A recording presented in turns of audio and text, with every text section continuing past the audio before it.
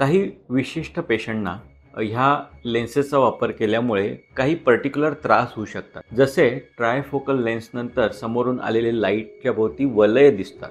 परंतु काही रुग्णांना ह्याचा जास्त त्रास जाणवू शकतो. तर अशा वेळी आपण ही लेन्स एक्सचेंज सुद्धा करू शकतो.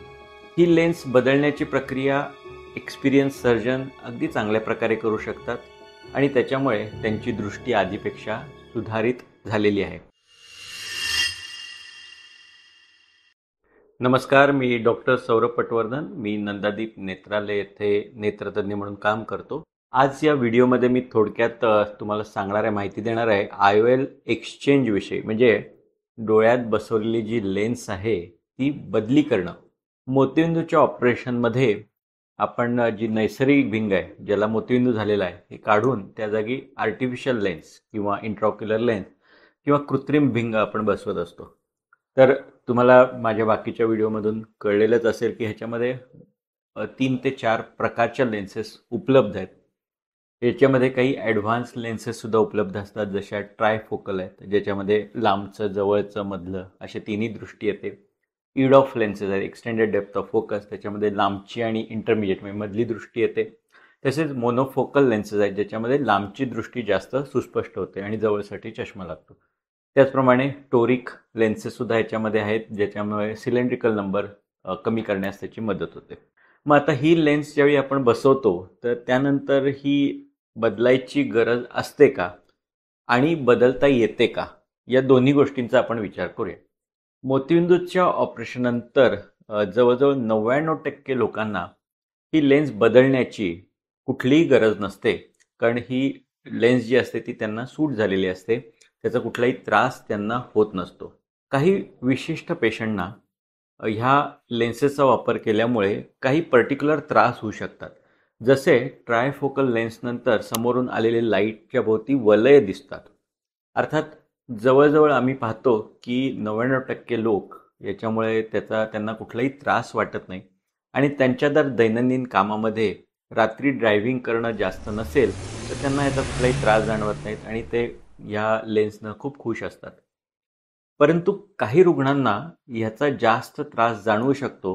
तर अशा वेळी आपण ही लेन्स एक्सचेंज सुद्धा करू शकतो. बऱ्याचदा ही लेन्स एक्सचेंजची प्रक्रिया पहिल्या काही महिन्यांमध्ये आम्ही करतो, जर तो रुग्ण त्या पर्टिक्युलर लेन्सला ॲडॅप्ट झाला नाही तर.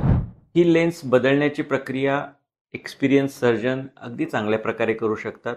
मी आत्तापर्यंत बऱ्याच लोकांना या लेन्सेस बदलून दिलेल्या आहेत आणि त्याच्यामुळे त्यांची दृष्टी आधीपेक्षा सुधारित झालेली आहे.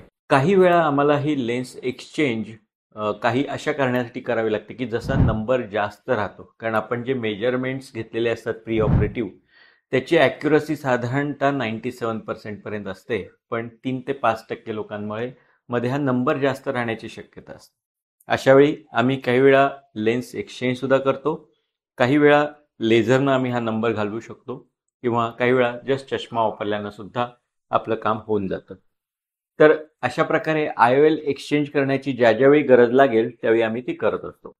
वयापरत्वे काही लोकांना बऱ्याच काळ गेल्यानंतर नैसर्गिकरित्या वयानुसार जर काही लेन्सचा सपोर्ट हा कमी होत असेल तर अशा वेळी सुद्धा आम्ही लेन्स बदलून दुसरी वापरतो. याच्यासाठी सुद्धा जे ॲडव्हान्स टेक्निक, ॲडव्हान्स मशीन्स वापरावे लागतात ते आमच्याकडे उपलब्ध आहे. आणि आम्ही आता पाहतोय की ज्यांना बऱ्याच वर्षांपूर्वी ऑपरेशन झालेले आहेत, अशात काही % रुग्णांना अशा प्रकारचे लेन्स आपल्याला बदलाई करावी लागू शकते. जर मी ओव्हरऑल म्हटलं, 100 लोकांचं जर आम्ही ऑपरेशन केलं तर 99% लोकांना अर्थातच काहीही करावं लागत नाही आणि लाईफ लाँग जी लेन्स असते ती अतिशय सुंदर काम करते. 1% केसेसमध्ये अशा काही विशिष्ट परिस्थितीमध्ये आम्ही ही लेन्स एक्सचेंज सुद्धा करू शकतो आणि ज्या रुग्णांच्या समस्या आहेत त्या आम्ही सॉल्व्ह करू शकतो.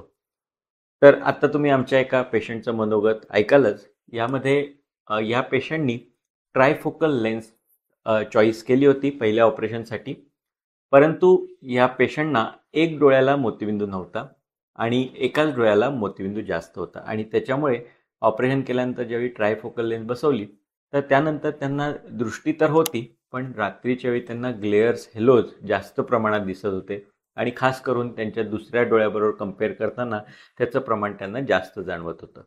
त्यामुळे या पेशंटची मी ट्रायफोकल लेन्स काढून त्या जागी extended depth of focus lens घातली आणि त्याच्यामुळे हे रात्रीचे ग्लेअर्स हॅलोज हे बऱ्याच प्रमाणात कमी झाले आणि त्याचबरोबर त्यांची जी दृष्टी आहे ती आम्ही तशीच राहू देऊ शकलो. तर अशा प्रकारे जर तुम्हाला कुठल्याही मोतीबिंदूच्या ऑपरेशननंतर काही समस्या असतील तर जरूर तुम्ही आम्हाला भेट द्या. ह्याच्यावर जो काही उपचार आहेत ते आणि योग्य सल्ला आहे तो आम्ही तुम्हाला देऊ शकतो. धन्यवाद. हाय, मी लता शशिकांत गायकवाड. मी मुंबईहून इकडे माझ्या माहेरी विट्याला मोतीबिंदूचं म्हणजे तिकडे सांगितलं मोतीबिंदूचं ऑपरेशन करावं लागलं म्हणून इकडं आले. त्यानंतर इथे विट्यातून इकडं सांगलीत ऑपरेशनसाठी आले. एका चुकीमुळे माझ्या डोळ्यात म्हणजे चुकीची लेन्स ही केली गेली.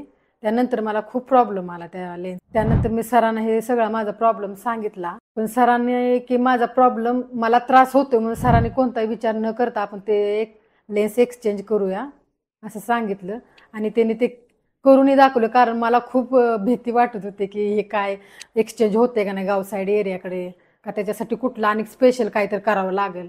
पण तसं काहीही झालं नाही. व्यवस्थित माझं सर्जरी तर सरांनी केली आणि आता माझं ऑपरेशन वगैरे सगळं क्लिअर आहे आणि सगळं व्यवस्थित आहे. ट्रायफोकल लेन्समुळे नाईटला हॅलोज आणि ग्लेअर्स दिसत होते आणि खूप विचित्र दिसत होते त्याच्यामुळे. पण आता ह्या युडॉप लेन्समुळे नाईटला कोणताच प्रॉब्लेम नाही, एकदम क्लिअरली दिसते, चांगलं दिसते.